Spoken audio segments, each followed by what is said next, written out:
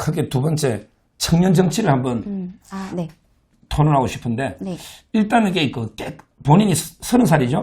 네. 지금 20대 나아가서 이게 한 30대까지 우리 청년을 보면 네. 솔직히 지금 현재는 이게 누가 제일 인기 있는 정치인입니까? 솔직히 한번 얘기해 보시죠. 네, 제가 딱 2030의 중간값이거든요. 딱 예. 중간값인데, 과거에 지난 경선 때 가장 인기 있었던 홍준표 시장. 홍준표 시장에 대한 인기가 여전히 있고요. 그리고 지금 우리가 특히 취약했던 1020, 30의 젊은 여성들이 지금 가장 많이 지지하고 있는 것은 나경원 의원입니다. 네, 이런 민심을 사실 당에서 제대로 파악하고 있지 못한 것 같기는 한데요. 가장 인기 있는 정치인은 홍준표 시장, 나경원 의원 두 분이고요. 다른 후보에 대해서는 인지도도 거의 없습니다. 인지도도 거의 없고, 특히 뭐 김문수 장관이나 이제 한동훈 대표 이런 분들에 대해서 이름은 아는 정도더라고요. 저도 이제 아예 정치 바깥에 있는 일반적인 민의를 제가 최대한 많이 들으려고 노력을 하는데 지금 인지도 면에서도 그런 문제들이 있는 것이고 그래서 저는 홍준표 시장이 굉장히 인기가 가장 많다. 근데 그건 여조에서도 지금 결과가 나오고 있지 않습니까? 그러니까. 오늘 여론조사 그 MBS 보면 이게 이재명이가 20대 이하에서 16%밖에 안 돼요. 네. 홍준표가 17이고 네. 우리 우파 다 합치면 이게 이재명이가 16밖에 안 되니까 우리가 다 합치면 한 80이 넘는 거 아니에요. 네. 그러니까 제 말은 이게 청년들은 이재명에 대해서 뭐 저는 아들 딸밖에 없다 보니까 제 아들 딱 나이인데 네. 청년들은 이게 솔직히 일반적인 생각은 이재명에 대해서 어떻습니까? 제가 이재명에 대한 비판을 제 개인 SNS에 올리면 반응이 정말 뜨겁습니다. 댓글이 많이 달리는데 이번에 드럼통 관련해서도 찔리니까 그러는 거 아니냐 이런 식으로 이제 이재명에 대한 비판하는 댓글이 정말 100개 이상 순식간에 달리거든요. 네, 그 정도로 굉장히 부정적이죠. 그리고 이미 희화화가 되어 있고 악랄하다라는 단어와 동의어로 이미 받아들이고 있기 때문에 어떠한 범죄의 카르텔의 수장 정도로 인지를 하고 있는 것 같습니다. 그러면서 좀 우스꽝스럽다라고도 생각을 하는 것 같아요. 여러 장면들을 보면 본인이 했던 말이 뭐 바뀐다거나 상스러운 욕설을 한 것도 전부 다 알고 있고 뭐 이제 여러 가지 가정에 충실하지 못했던 그런 것들도 국민들이 다 알고 있다 보니까 어떻게 보면 사회악이 똘똘 뭉쳐서 한 인간화가 된다면 이재명이 아닐까 정도로 젊은 층이 이미 받아들이고 있고요. 그리고 홍준표 시장을 지난 경선 때도 많은 청년들이 지지했었는데 그 이유는 저희가 가장 중요한 게 생각하는 것이 공정입니다. 자유와 공정 두 가지라고 저는 생각하는데 그걸 이야기했던 것이 정시 확대 그리고 사형제 부활 그리고 그것뿐만 아니고 사시 부활 이런 것들 저희가 정말 원하고 있지만 정치권에서 본인들의 기득권이라거나 친소관계 때문에 추진하지 않는 어젠다를 던졌던 것이 홍준표 시장이라서 저는 그래서 홍준표 시장님 인기가 또 많으시고 또 이번에 좌익 기자들에게 대응하는 것도 저는 굉장히 잘하셨다고 봅니다. 이게 트럼프 대통령도 백악관 공식 기자회견에서도 그렇게 했었어요. CNN에서 계속 부정적으로 마타도어성 질문을 하니까 CNN 질문을 안 받는다. 당신들은 페이크 뉴스다. 라고 딱 때리고 넘긴 적이 있었는데 그런 이미지를 다른 세대는 모르겠지만 지금 1020, 30의 세대는 굉장히 좋아합니다. 왜냐하면 할 말은 해야죠. 할 말을 하는 사람을 좋아하는 것이고 그런 장면들이 분명히 매력적으로 흥미로우면서도 매력적으로 어필이 됐고 뭐 SNL 같은 데 나가서도 이재명에 대한 의견을 물어보니까 그냥 양아치다. 이재명 뭐 양아치 아니냐 이런 식으로 이야기를 하는 것도 그냥 당연히 우리가 생각하는 것을 가식 없이 이야기하는 분이기 때문에 제가 말씀드렸지만 가식과 위선은 가장 경멸합니다. 저희 세대는. 근데 그 가식과 위선의 상징이 한동훈인 것이기 때문에 한동훈 지지율은 많이 나와도 1% 정도가 나오는 것이고 1%? 네, 20대 지지율 1% 2% 이렇게까지 나옵니다. 지금 그러니까 사실 아무도 안 좋아하는 거거든요. 그런데 홍준표 시장은 그래서 분명히 소구력이 있고 나경원 의원 또한 그동안 보수 진영에서 정말 취약했던 1020, 30 특히 여성들이 자발적 팬덤이 이미 형성이 되어 있습니다. 어떻게든 내가 나경원 대통령 되는 건 보고 싶다라고 하는 팬덤이 형성되어 있고 트위터에 보면 실시간 검색어 순위에 올리는 그런 것들이 있어요. 연예인 팬덤들이 원래 하던 겁니다. 내가 좋아하는 가수를 1위로 올리자 이런 것들을 하는데 지금 나경원 후보 지지자들이 자발적으로 그런 걸 하고 있고 실제로 그게 순위권에 아주 높게 올라갔습니다. 그래서 지금 이미 그게 자발적 팬덤이 형성되어 있기 때문에 1020, 30 여성으로까지 우리가 지지층을 확장하기 위해서는 가장 큰 경쟁력을 갖고 있는 것은 나경원 의원이라는 생각을 하고요.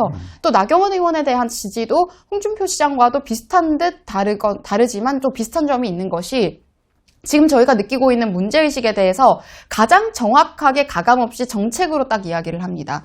가령 지금 중국발 미세먼지 문제에 대해서도 반드시 책임을 묻겠다라고 이야기한 이런 부분들, 중국인 투표권 관련해서도 상호주의에 입각해서 철저하게 정책을 전부 정비하겠다라거나, 그리고 말씀드렸던 그런 국민건강보험, 중국인이나 외국인들의, 특히 중국인들의 국민건강보험 탈취 문제, 편취 문제, 이런 것들도 단호하게 정리하겠다라고 이야기하신 분이고요. 지금 서울대 시진핑 도서관 자료실이 네, 있습니다. 네. 시진핑 자료실 폐쇄 선언에 함께 하셨습니다. 이것 정말 저희 세대가 원했던 거거든요. 그런데 그동안 정치인들 뭐 이미지 관리인지 어떤 뭐 중도, 말도 안 되는 중도파리 때문인지 모르겠지만 한 번도 그런 목소리에 동참해주는 정치인이 없었는데 나경원 의원께서 이번에 서울대 앞에 가서 학생들과 함께 하셨고요.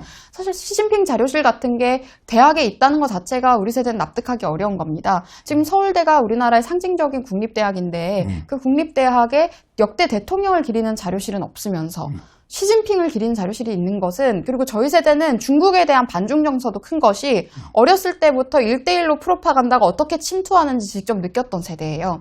제가 초등학교 다닐 때 갑자기 중국이 뜬다. 중국어 무조건 해야 된다. 앞으로는 중국밖에 없다라는 게 시작이 됐었는데, 그리고 그때 시작됐던 게 다문화파리가 시작됐는데, 지금 우리가 성인이 되고 보니까 그 다문화로 생겼던 온갖 혜택도 중국인이나 중국계가 다 편취해가고 있었던 것을 알게 됐습니다. 근데 이런 문제의식을 정확하게 짚고 있고 외교력에서 도 굉장히 우위에 있는 인물이 나경원 의원이고요. 네, 그것뿐만 아니라 이번에 공약 중에서도 홍준표 시장과 맥을 같이 했었던 것은, 홍준표 시장은 정시 확대라고 했지만 나경원 의원께서는 수능 100% 전형을 확대하겠다라고 이야기를 했습니다. 그게 뭐 수시의 형태든 정시의 형태든. 그래서 이런 것들 또한 지금 우리가 생각하는 가치관을 정확히 짚었기 때문에 당원도 아니고, 그리고 정치에 깊이 관여되어 있지 않은 사람들이 가장 좋아하는 것은 홍준표 시장과 나경원 의원 딱 두 분이다라고 저는 이거는 확실하게 제가 말씀드릴 수 있습니다. 보통 근데 그 청년 정치하면 제일 먼저 이준석이가 네. 많이 떠들었잖아요. 네. 한동훈이 아까 2%라고 했는데 네. 이준석에 대해서는 그 청년들이 어떻게 보편적으로 생각합니까? 그러니까 이게 과거에 이준석 당대표 당시와 지금은 좀 다릅니다. 사실 당대표 당시에는 저도 젊은 당대표가 나왔으니까 그동안의 보수 정당의 이미지가 환기가 될 수 있고, 그리고 처음에 토론대회 같은 것들을 개최하면서 우리가 생각하는 공정의 가치를 실현해 주려고 하는구나라고 느꼈어요. 그래서 그때의 기대감과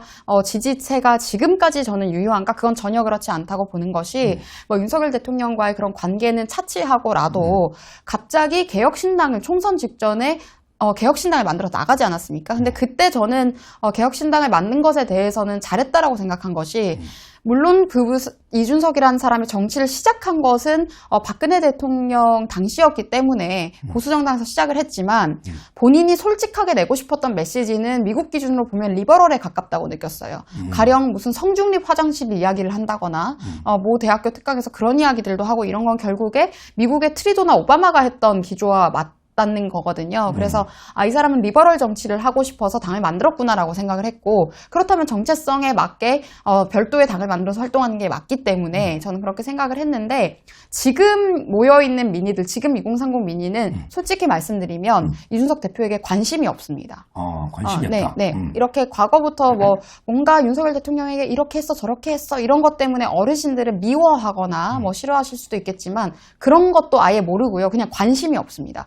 무관심의 영역에 들어가는 게 사실 제일 무서운 건데, 정말 놀랍게도 관심이 없는 상황이 되어버렸고, 그 관심이 없는 것은 그 본인의 정체성 때문이라고 저는 생각을 하고, 지금 제가 이제 책을 하나 같이 쓰게 되었는데요. 윤석열 대통령, 나경원 의원 이렇게 쭉 들어가는 새로운 대한민국이라는 책에서, 네, 그 책도 많이 관심을 가져주셨으면 하는데, 그 책에서 제가 우파 르네상스에 대해서 이야기를 했습니다. 이미 전 세계적으로 이탈리아의 멜론이라거나, 미국에는 트럼프 대통령도 이야기하지만 뭐 제이디 벤스라거나, 이렇게 젊은 리더들이 정말 원칙적인 우파적인 이념을 가지고 선풍적인 인기를 지금 끌고 있거든요. 그게 그럴 수밖에 없는 게, 말씀드렸던 개혁신당과 같은 리버럴 세력, 또는 좌익 카르텔들이 그동안 전 세계를 굉장히 어둡게 만들어놨어요. 뭐 지금 가장 대표적인 문화적인 현상은 히스패닉이 갑자기 백설공주 연기를 한다거나, 흑인이 갑자기 뭐 인어공주 연기를 한다거나 이런 장면에서도 그런 어떠한 우리가 받아들이기 힘든 기괴함이 나타나고 모순 지점이 나타나는 것인데, 그러니까 그동안 좌파들이 사회를 굉장히 무너뜨려 놨던 것에 대해서 정상화하자라는 의지들이 전 세계 저희 세대들이 전 세계 공통적으로 갖고 있는 문제의식이고, 그래서 우파적인 정체성이 매우 중요해지고 있는데, 그것을 지금 이제 와서 그 개혁신당이 바꿀 수 있는 것은 절대 아닙니다. 그들이 무슨 이야기를 했냐면, 이준석 대표가 좌도우도 아닌 앞으로라는 이야기를 했어요. 이념은 이미 낡았다. 이념적인 정치 안 하겠다. 근데 저는 이념을 부정하는 세력은 기회주의적인 세력이라고 생각을 하기 때문에 이미 지금의 10대, 20대, 30대가 생각하고 있는 것과는 또 동떨어져 있고, 그렇기 때문에 관심을 가질 이유가 없는 사람이 되어버린 거죠. 한동훈이라는 사람은 10대, 20대, 30대가 조금 혐오하는 수준, 그러니까 억지로 미워한다기보다는 불쾌해하는 존재가 된 것이고, 이준석 대표는 지금은 이제 무관심의 영역에 들어간 것이고, 저는 이게 가장 정확한 소위 당에서 중요하게 이야기하는 중수청의 민심이라고 생각을 합니다. 근데 저의 어떠한 정치적인 이익은 저는 계산하지 않고 말씀드리는 겁니다. 예.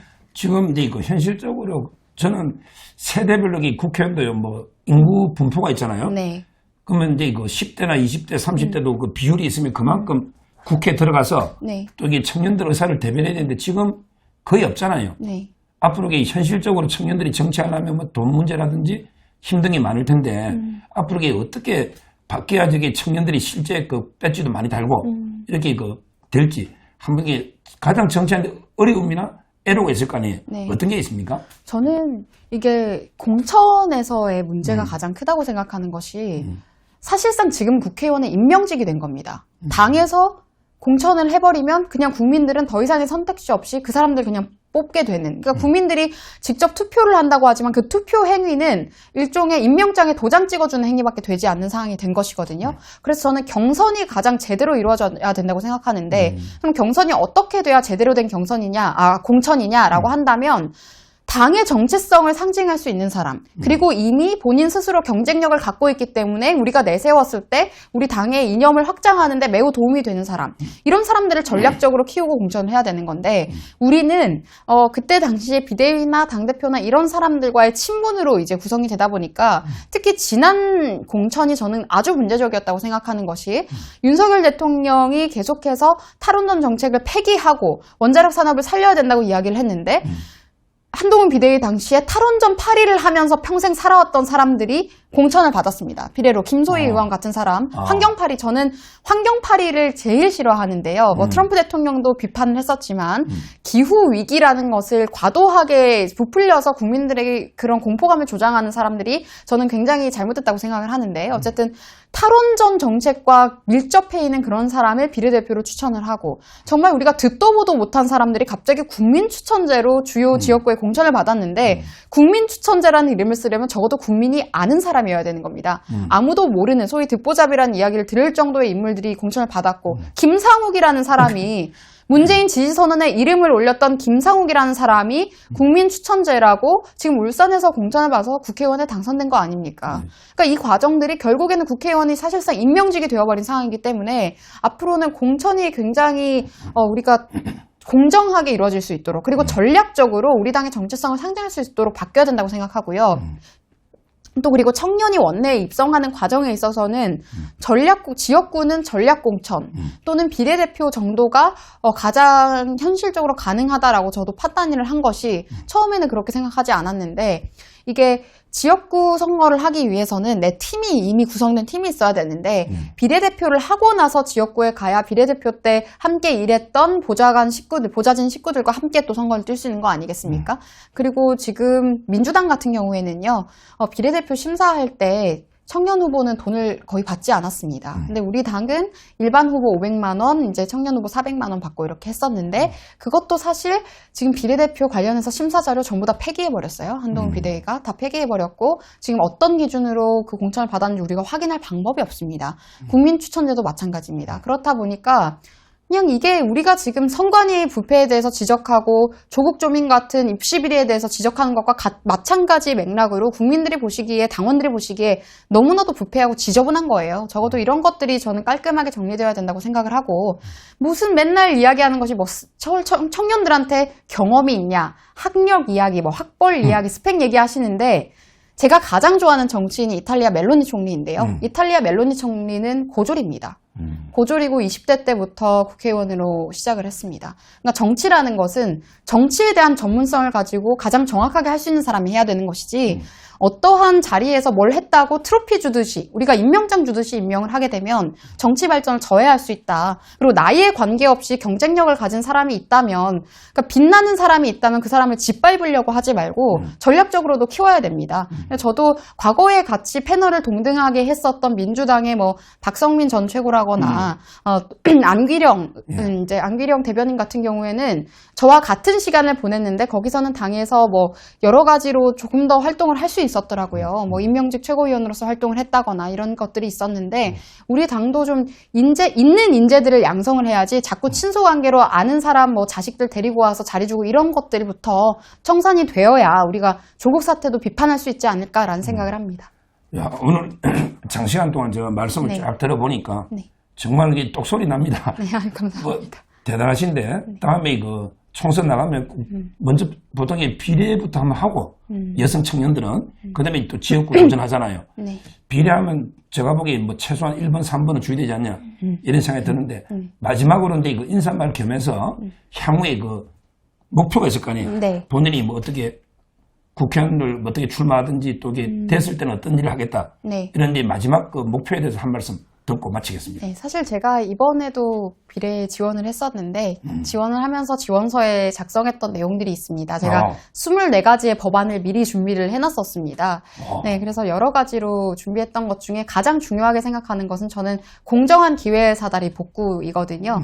지금 오랫동안 좌파들이 특히 교육 관련해서 정책들을 굉장히 많이 건드려 놓고 입시 제도들을 건드려 놔서 정말 능력 있는 인재들이 응당받아야 할 교육의 기회를 얻지 못하고 그리고 그렇게 돼버리면은 뛰어난 인재들을 적재적소에 배치하는 일에 우리나라 자체가 실패하게 됩니다. 그래서 저는 이런 교육 관련해서 정상화, 지금 정교조 문제라거나 민노총 문제 이야기가 있는데요. 그런 부분들도 반드시 바로잡겠다라는 말씀을 드리고 싶고요. 두 번째로 제가 가장 관심 갖고 있는 것은 산업 분야입니다. 제가 말씀드렸던 중공업, 조선업, 방산업 그리고 원자력 산업은 박정희 대통령께서 가장 중요하게 생각하셨던 대한민국의 뿌리가 될 수 있는 핵심 산업인데 이 핵심 산업을 망가뜨린 것이 좌익 카르텔이거든요. 저는 이 산업들이 다시 동력을 얻을 수 있도록 그리고 지금 나경원 의원께서도 말씀을 하셨지만 지금 신산업 같은 경우에도 AI 관련이라거나 뭐 이런 여러 가지 신산업 관련해서도 다른 나라의 기술을 우리가 필요할 때 사와서 쓰는 것이 아니라 우리나라 기술을 수출할 정도가 될 때까지